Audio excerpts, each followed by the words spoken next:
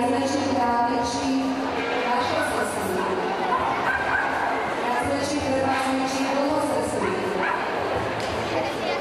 maltéských psí, tibetských španiel, trvácnejších nemeckých špíc, Westheilanderie a francúzských bulldožov. Krásne zastúpená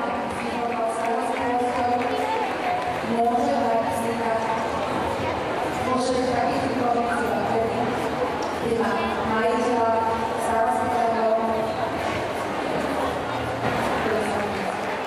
Přála bych mi, aby byla konečně na té bedně s Máničkou.